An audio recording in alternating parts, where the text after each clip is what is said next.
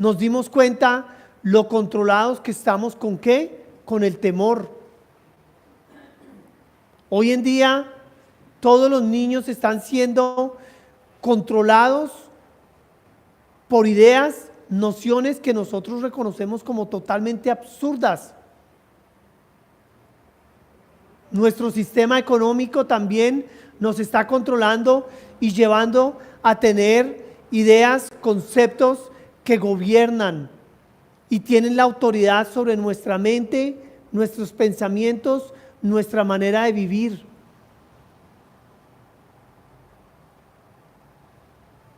La música que escuchamos,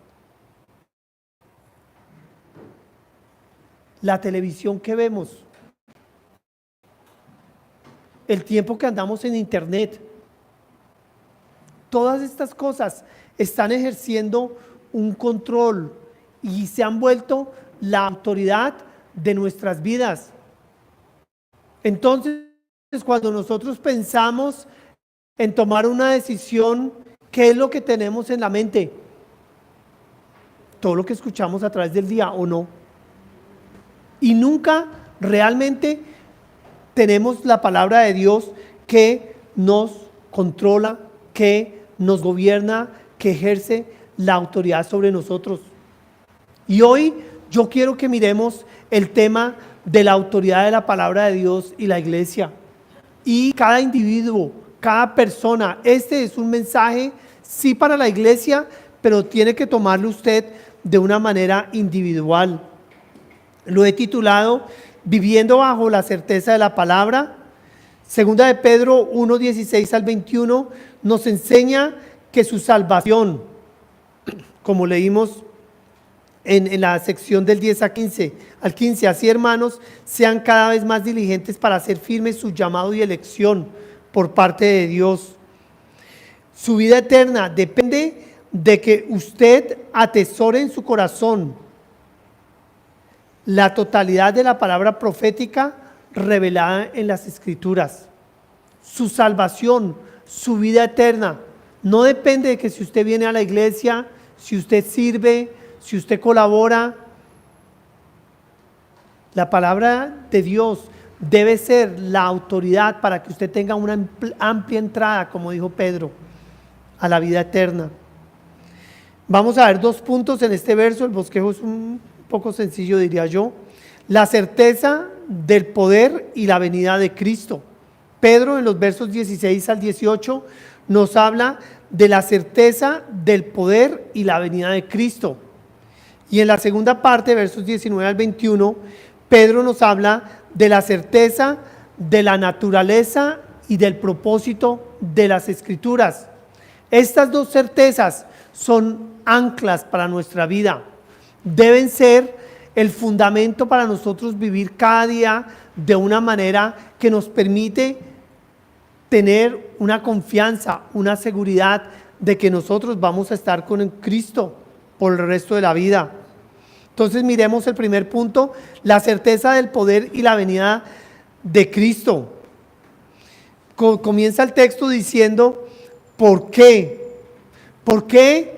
Indica e introduce la justificación, la razón que Pedro le da a la solicitud que él les está haciendo a sus lectores para que tomen de manera seria y comprometida su llamado. Entonces, en los versos 10 al 15 les está diciendo pónganse serios, sean diligentes. Y en esta sección él introduce con este por qué, la importancia, la razón, el fundamento por el cual esto es importante. Esta solicitud invita a los lectores, a quienes podemos leer esta palabra, a que arraiguemos estructura a la luz de los primeros de Pedro. Habían falsos maestros. Ahí más adelante en el verso 2 dice que se levantarán falsos profetas. Vivimos en tiempos donde vivimos totalmente, nuevamente, bombardeados de nociones de lo que es el cristianismo y de lo que no es el cristianismo. Y el énfasis que Pedro le da a este mensaje es un recordatorio, una afirmación que ellos deben arraigar en sus corazones, Y ese mensaje está centrado ¿en qué? En la palabra profética, en la palabra de Dios. Es allí donde nosotros podemos encontrar la veracidad, la fidelidad, la certidumbre de que la palabra de Dios es real, que podemos confiar en ella.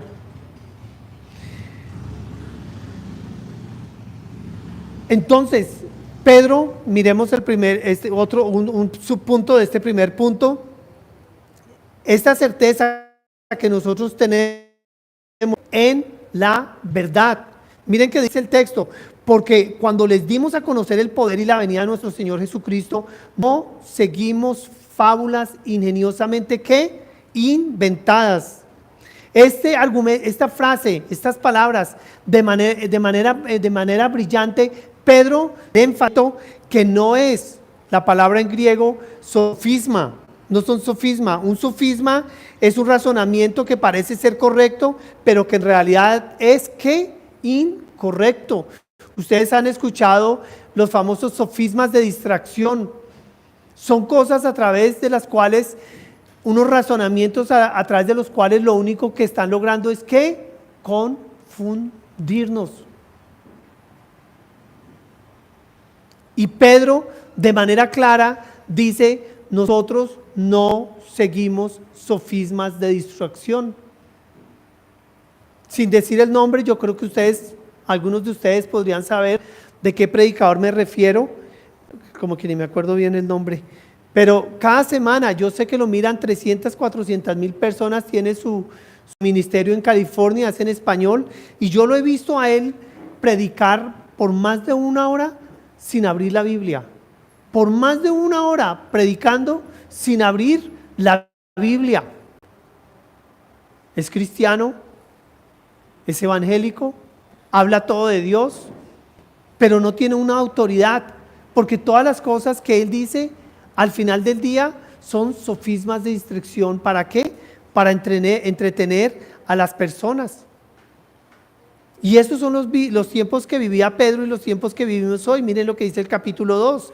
Pero se levantarán falsos profetas entre el pueblo, así como habrá también falsos maestros entre ustedes, los cuales encubiertamente introducirán herejías destructoras, negando incluso el Señor que los compró, trayendo sobre sí una destrucción repentina.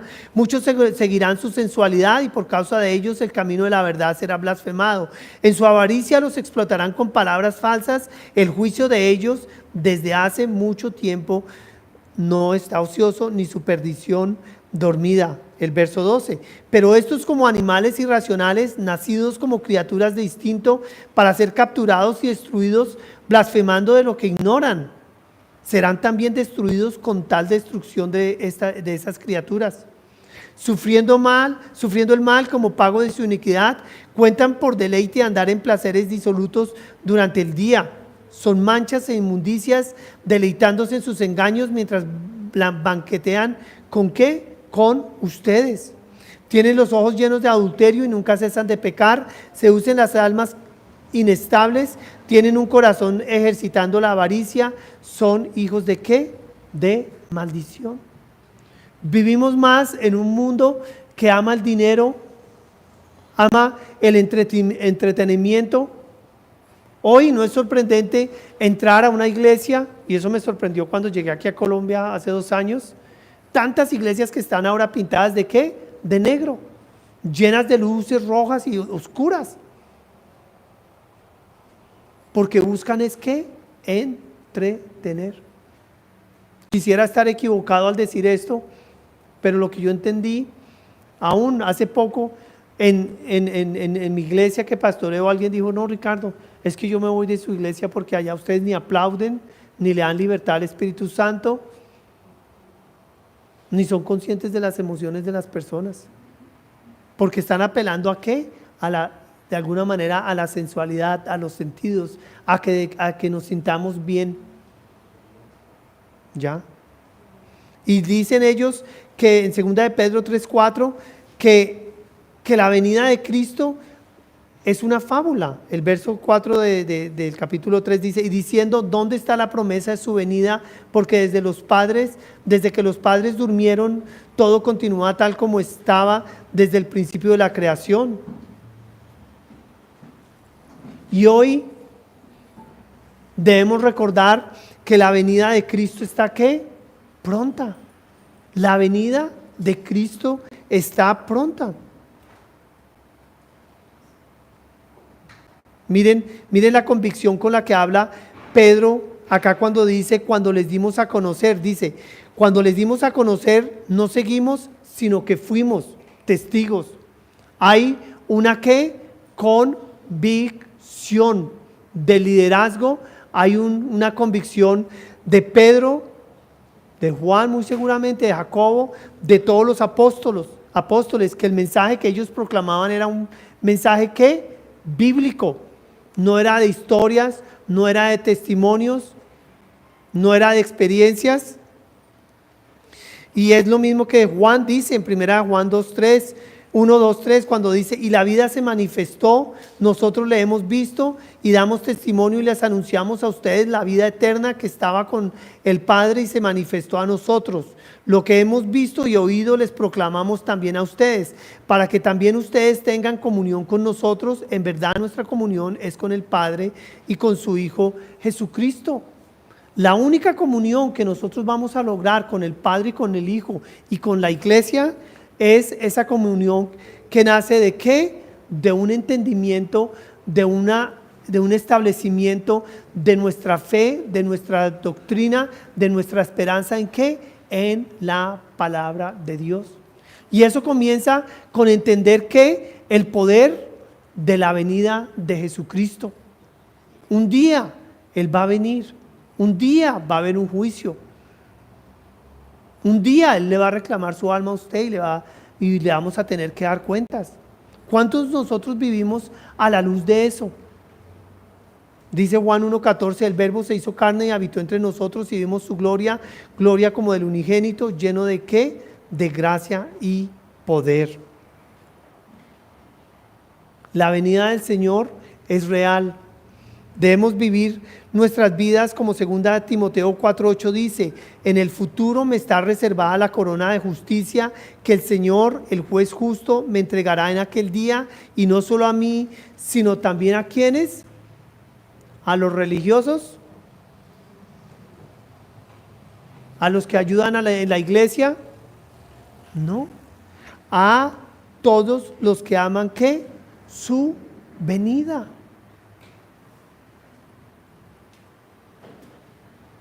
Hoy en día nosotros andamos más preocupados de lo que vamos a hacer, de lo que vamos a desayunar, de lo que vamos a almorzar, del computador que vamos a comprar, del carro que queremos, del futuro que vamos a asegurar, en un mundo que va a ser destruido, va a ser acabado. ¿Sí? Esa es la esperanza que vive el mundo. Ese es lo que el sistema nos ha vendido. Acá dice, sino que fuimos testigos, sino que fuimos. Ese sigo es una conjunción lógica de adversidad negativa, contraria, es decir, al contrario, de manera diametricalmente opuesta. Lo contrario, nosotros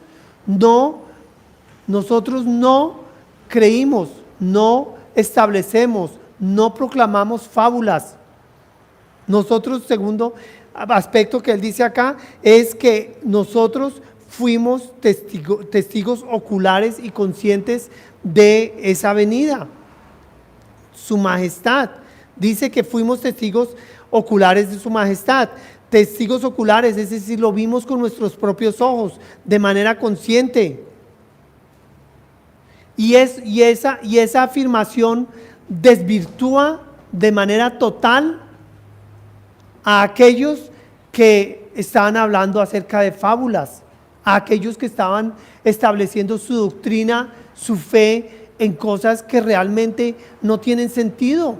¿Cuántas veces hemos hablado con personas y les compartimos el evangelio que nosotros proclamamos en esta iglesia, que les voy a ser sincero, es diferente al evangelio que se predica en muchas iglesias, donde la cosa es, bueno, ¿y usted cómo se siente? ¿Y a usted cómo le va? ¿Y usted cómo disfruta? ¿Que usted está viviendo una vida bendecida? Eso es lo que hoy nos están vendiendo, un evangelio barato, un evangelio para hoy, no para cuándo, para la eternidad, para la venida de Cristo. Entonces dice Pedro, sino que fuimos testigos oculares ¿de qué? De su majestad.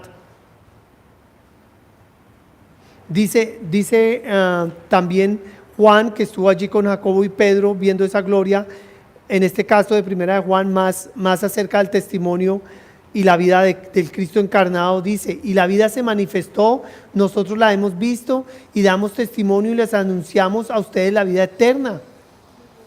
Cuando nosotros hablamos de Cristo, ¿hablamos de qué? De la vida eterna. Desde hace años, por la gracia de Dios, desde el púlpito dice, yo les digo a mi iglesia, nosotros aceptamos a Cristo Jesús no para hoy. Ese es el problema. La gente llega llorando, ay, es que tengo tantos problemas. Acepte al Señor Jesucristo y todo se le va a mejorar. No, nosotros no aceptamos al Señor Jesucristo para que se nos mejoren las cosas. Nosotros aceptamos al Señor Jesucristo y lo reconocemos para reconocer su majestad en la gloria eterna. ¿Sí? Entonces ellos fueron testigos oculares y yo creo que debe ser también la experiencia de todos nosotros como cristianos. ¿Está usted viviendo a Cristo Jesús?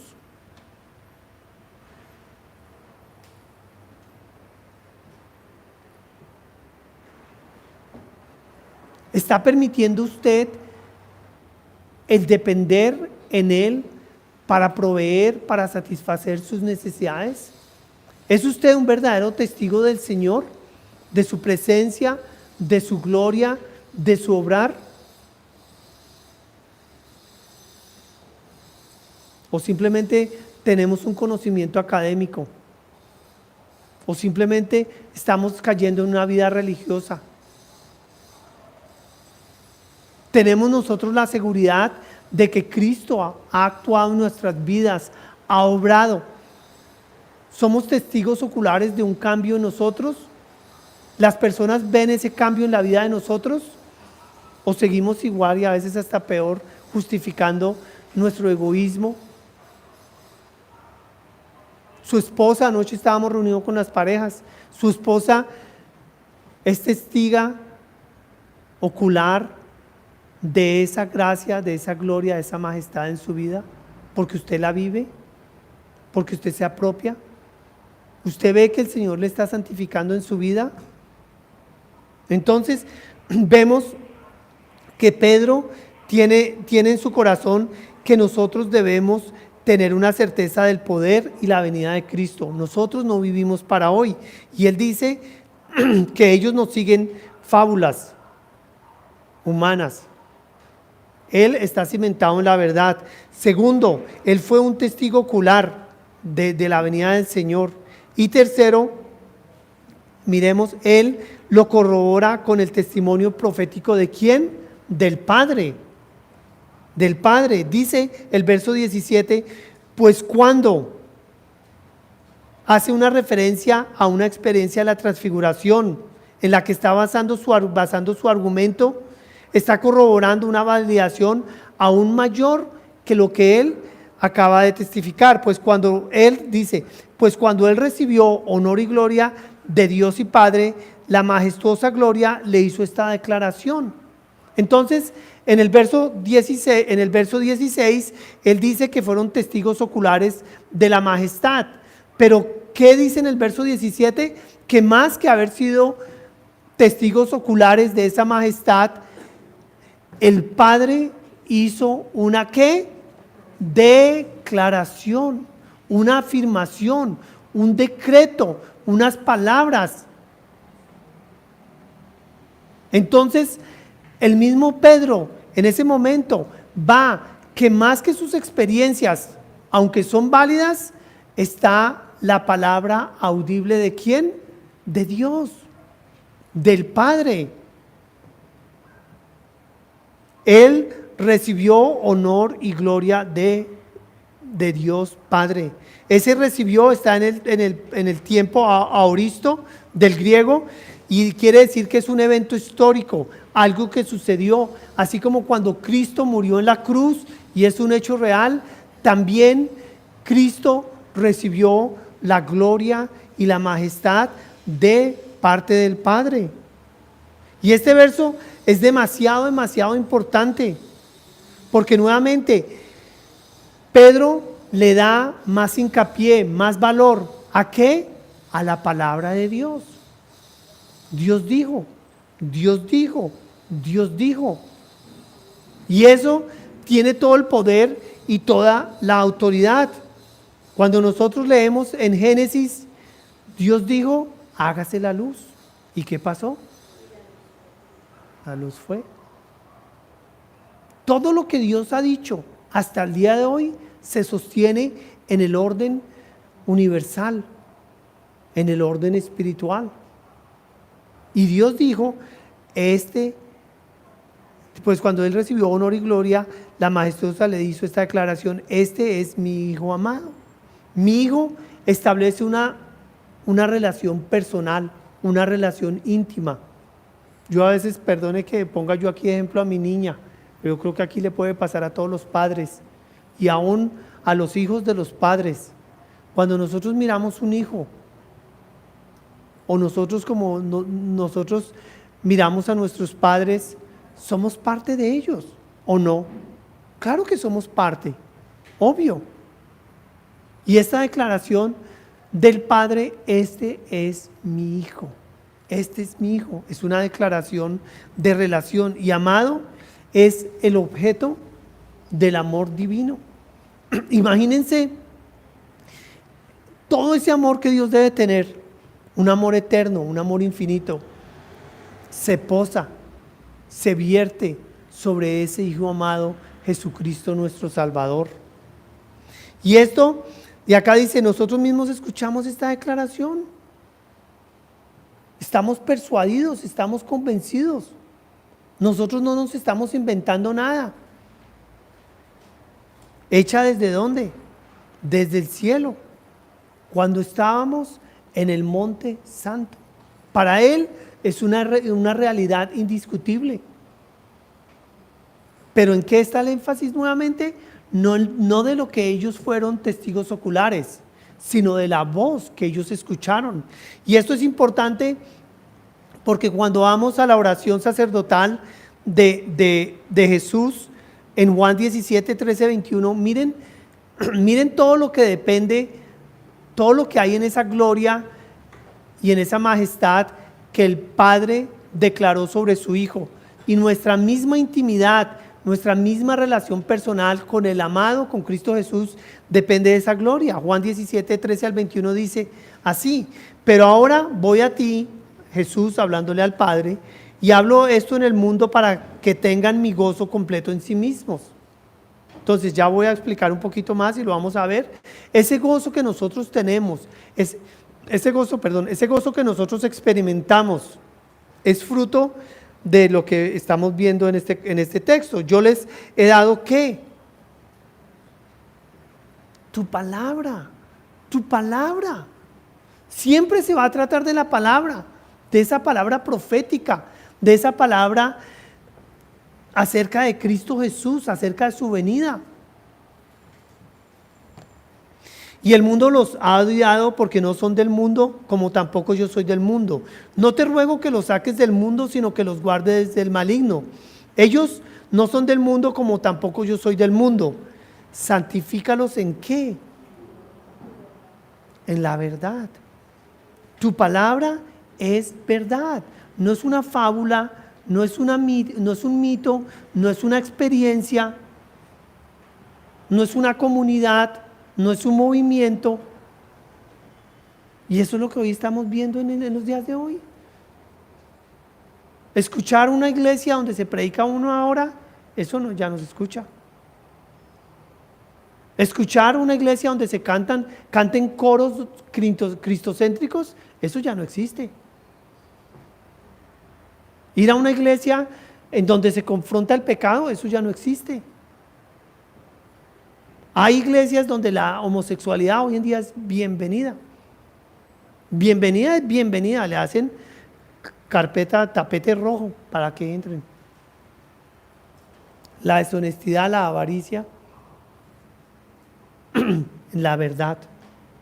Tu palabra es verdad. Como tú me enviaste al mundo, yo también los he enviado al mundo, y por ellos yo me santifico para que ellos también sean santificados. ¿En qué? En la verdad. La manera en que nosotros somos santificados es a través de ¿qué? De la verdad, de la palabra. ¿De qué estamos llenando nuestras mentes todo el día? ¿De qué la estamos llenando? Pero no ruego solo por estos, sino también por los que han de crecer, para que todos sean uno. Para que todos sean uno. Como tú, Padre, estás en mí y yo en ti, que también ellos estén con nosotros, para que el mundo crea que tú me enviaste. La gloria, aquí era donde quería llegar, la gloria de la que está hablando Pedro, la gloria que me diste, les he dado para que sean uno, así como nosotros somos uno. Y esa gloria, ¿sí?, es la glorificación de Cristo Jesús, de la que fue testigo Pedro, Juan y Jacobo. Pero más que eso, no es porque ellos lo hayan visto, sino porque el Padre lo declaró. ¿Me copian? No necesitamos más, necesitamos saber que el Padre hizo esta declaración: este es mi Hijo amado en quien me he complacido.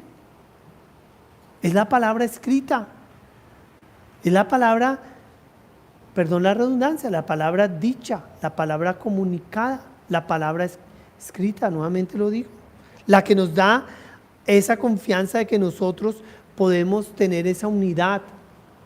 Si Cristo Jesús no hubiese sido glorificado, es decir, Él ya está, como siempre lo estuvo, en la eternidad, ¿qué esperanza tendríamos nosotros?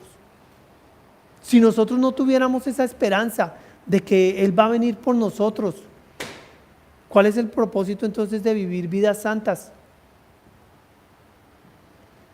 Y esa es la primera certeza que Pedro le da a la iglesia para que ellos anclen, fundamenten su fe, su diario vivir. ¿A la luz de qué? A la luz de los falsos maestros, a la luz de las falsas enseñanzas, a la luz de lo que estaba viviendo el mundo en ese tiempo. Porque todo eso estaba poniendo, si se pudiera decir, en peligro su misma salvación, ¿cierto? Lo leímos en los versos 10 al 15. Entonces él está diciendo, hay una certeza en la venida de Cristo. ¿Y en qué lo ancla él? Nuevamente digo, en la declaración que el Padre hizo sobre su Hijo amado. Segundo, la certeza de la autoridad y del propósito de las Escrituras. Nuevamente, me he propuesto en esta mañana explicarles de que su salvación y su vida eterna depende de que usted atesore en su corazón la totalidad de la palabra profética revelada ¿en qué? En las Escrituras. No estamos hablando de experiencias, no estamos hablando de cursos por correspondencia, no estamos hablando de seminarios, no estamos hablando de campañas evangelísticas, no estamos hablando de grupos musicales, no estamos hablando de éxtasis recibiendo adoración, no estamos hablando de unciones, estamos hablando de ¿qué? De la palabra de Dios. Y en los versos 19 al 21 vemos esa autoridad y el propósito de Dios. Dice, y así, y así conecta, enlaza, une esa seguridad. Esta seguridad es la que vamos a ver ya, del propósito de las Escrituras, con la anterior seguridad que nosotros teníamos, ¿ya? Es decir, que no son fábulas, que es el testimonio ocular de Pedro y la voz del Padre. Ambas se conectan, ¿me siguen? ¿Sí? Y así, Es decir, es decir, tenemos la palabra profética más segura, ¿ya? Y está establecida en esa esencia de lo que es la palabra profética, que es que más segura, más firme, más confiable. Y acá, cuando usa tenemos, ¿a quién les está hablando? A todos nosotros. Nosotros tenemos, nosotros hemos recibido, nosotros somos poseedores ¿de qué? De esa palabra profética más segura. Porque luego dice, a la cual ustedes hacen bien. Es decir, nos está hablando ¿a quiénes? A nosotros. Ese profética, palabra profética, el profética es un adjetivo que califica, determina la cualidad, la extensión de la palabra. Es decir, la está ¿qué? Le está dando una cualidad que la palabra es profética. Y ya les voy a explicar un poquito más de eso, ¿sí? En Marcos 16, 17 al 19, o mejor les leamos Marcos 16, 25 al 26, que no, toca irme apurando. Dice, Romanos 16, 25 al 26, Romanos 16, 25 al 26, dice, y aquel que es poderoso para afirmarlos conforme a mi evangelio y a la predicación de Jesucristo, según la revelación del misterio que ha sido mantenido en secreto durante siglos sin fin, pero que ahora ha sido manifestado. ¿Y por qué? Por las escrituras proféticas. Se usa la misma palabra. Escrituras ¿qué? Proféticas, es decir, que han dado a conocer el futuro, los tiempos en que Jesucristo habría de ¿qué? De glorificarse. Conforme al mandamiento del Dios eterno, ese decreto, esa voluntad de Dios, a través de que se manifestó, de alguna manera, no a través de sueños, no a través de visiones, no a través de palabra profética humana, sino a través de la palabra profética ¿de quién? Del Dios eterno. ¿Cuántas personas hoy andan buscando palabra profética, visiones, sueños? Miles y miles de iglesias literalmente en este país, miles, están en ese negocio.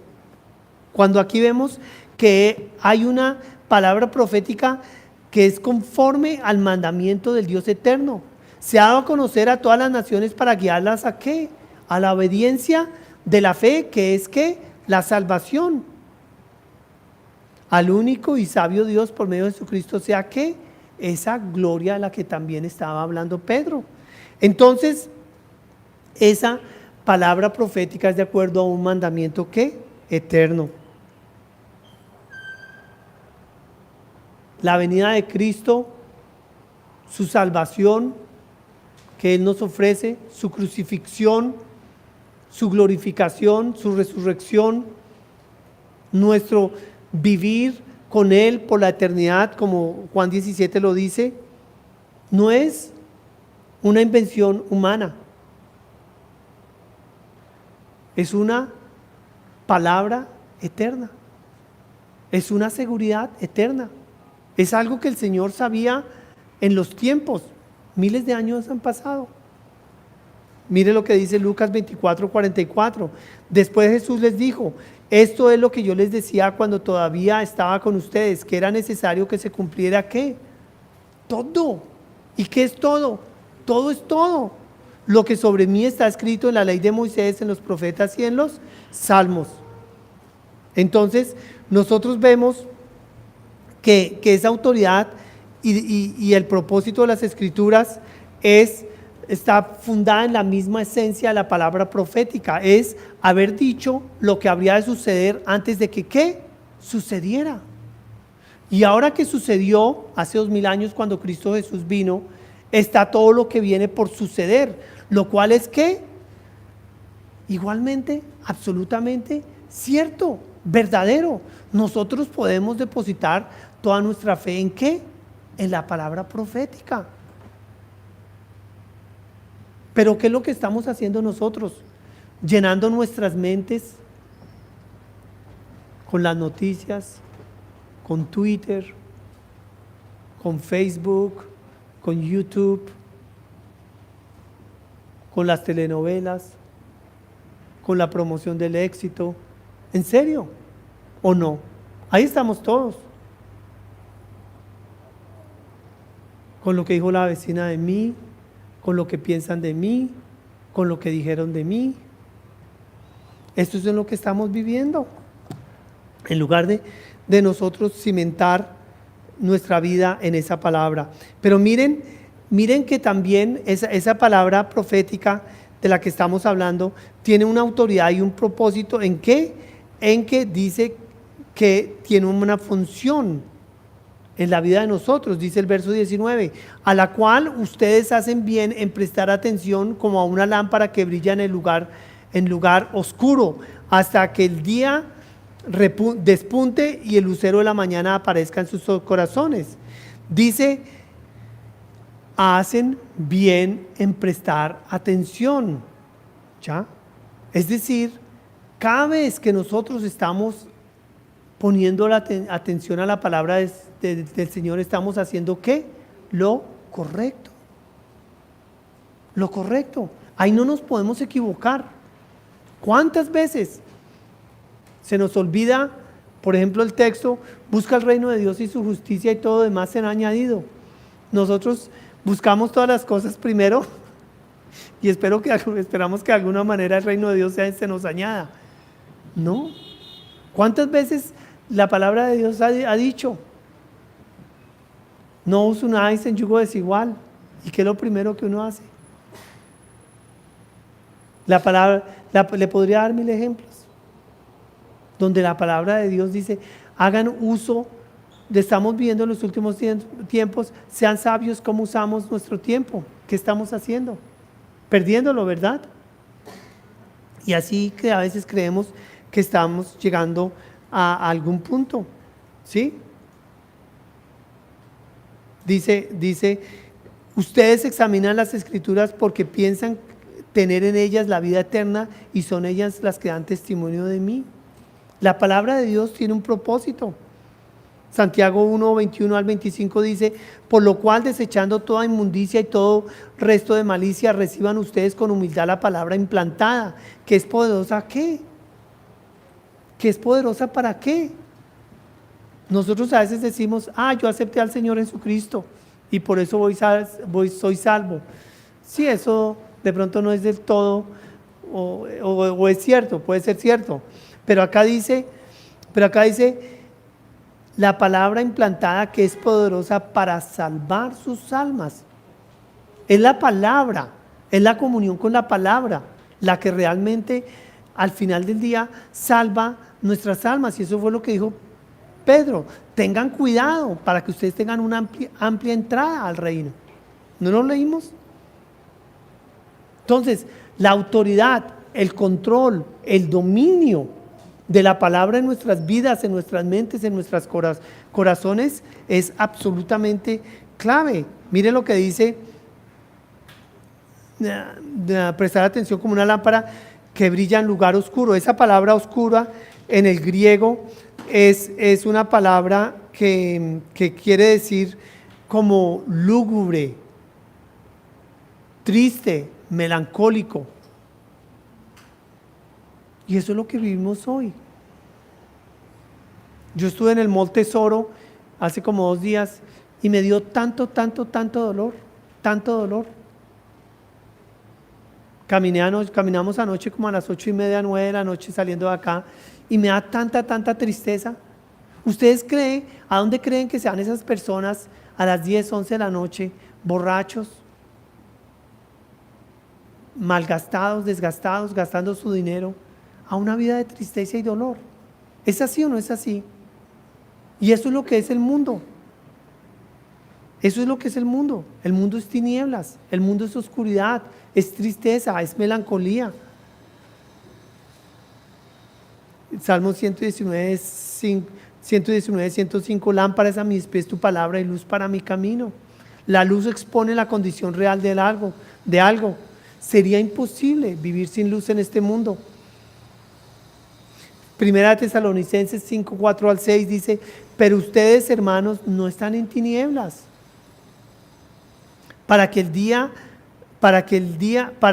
los sorprenda como ladrón, porque todos ustedes son hijos de luz e hijos del día, no somos de la noche ni de las tinieblas. Por tanto, no durmamos como los demás, sino estemos alerta y seamos sobrios. ¿Sí? ¿Y a qué hace referencia a eso? A la venida del Señor. Seamos sobrios, porque en cualquier momento Él va a llegar como ¿qué?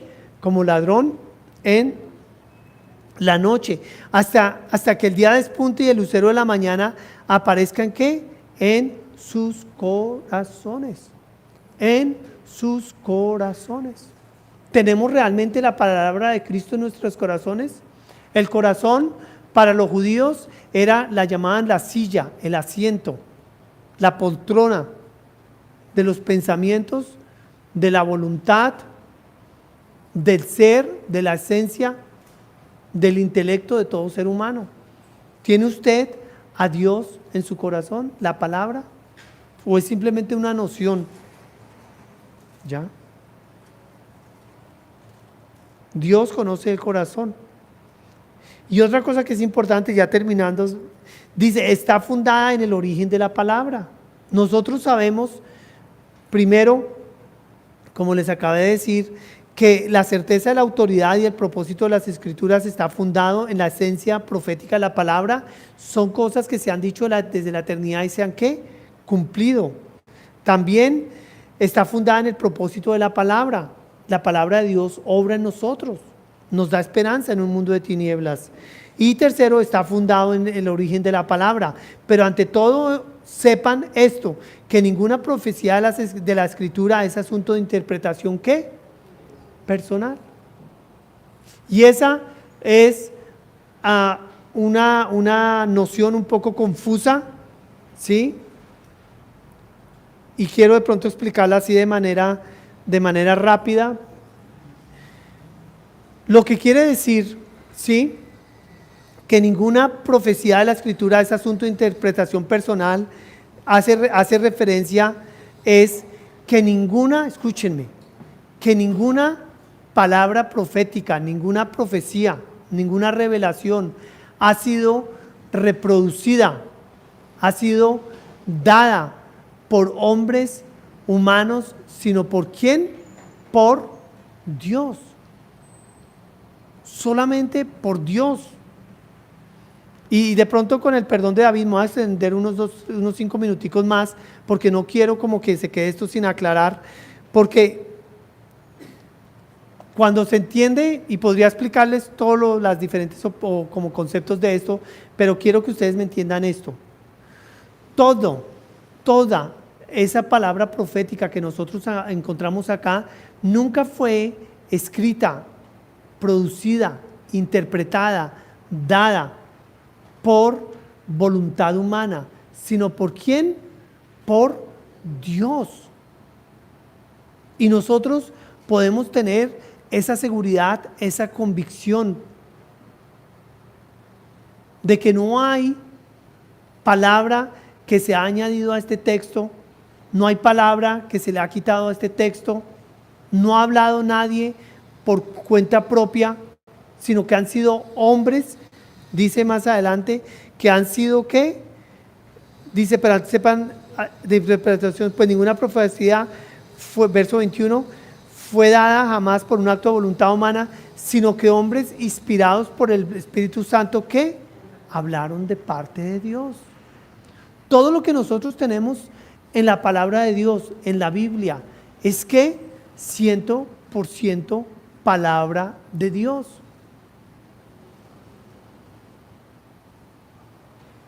Somos personas extremadamente privilegiadas, extremadamente privilegiadas. Todo lo que Dios ha hablado, nosotros lo hemos podido escuchar. Miren el poder de la palabra, y nosotros no la valoramos. En Deuteronomio capítulo 4, Verso 32, este es de los textos más impresionantes para mí en todas las escrituras, diría yo. Dice, ciertamente pregunta ahora acerca de los tiempos pasados que fueron antes de ti, desde el día en que Dios creó al hombre sobre la tierra. Averigua desde un extremo de los cielos hasta el otro. ¿Se han hecho cosa tan grande como esta o se ha oído algo como esto? Escúchenme. ¿Ha oído pueblo alguno la voz de Dios hablando de en medio del fuego como tú la has oído y has sobrevivido? Y nosotros tenemos la palabra de Dios, la palabra profética aún más confiable, más segura, más firme, a la cual hacemos bien en prestar atención, porque no hay ninguna palabra profética que haya sido de origen humano, sino de origen ¿qué? Divino. Hombres inspirados, la palabra inspirados acá es la palabra que se usaba para ser llevado. Se usó en Hechos capítulo 26 cuando Pablo está hablando acerca de que cuando iba para Malta y el viento llevaba la embarcación, ¿sí? Cuando el viento lleva, el viento lleva una embarcación. Así Dios llevó a cada hombre a escribir lo que exacta, precisa y definitivamente Dios quería que nosotros entendiéramos de la revelación de su persona. Por lo tanto, nosotros no carecemos de nada. Nosotros todo lo tenemos en Cristo Jesús. Entonces, a la luz de eso, ya terminando, ¿sí? Vamos otra vez a Primera de Pedro. Y ya con esto termino. Primera de Pedro.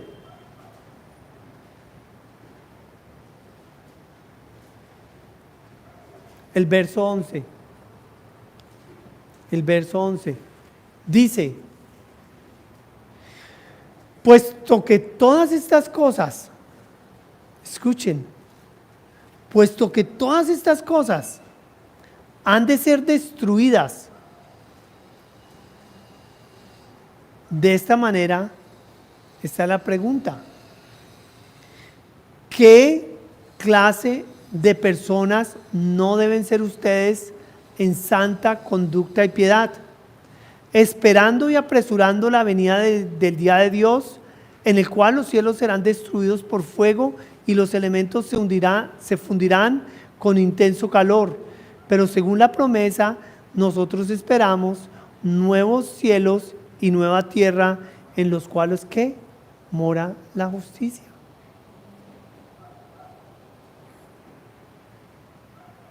Esa es la pregunta. A la luz de que nosotros tenemos una certeza de que la venida del Señor es real, de que ese día va a ser un día poderoso, y a la luz de que tenemos certeza de la naturaleza y del propósito de las Escrituras que nos pueden dar salvación, que son la luz en las tinieblas, ¿qué clase de personas debemos ser?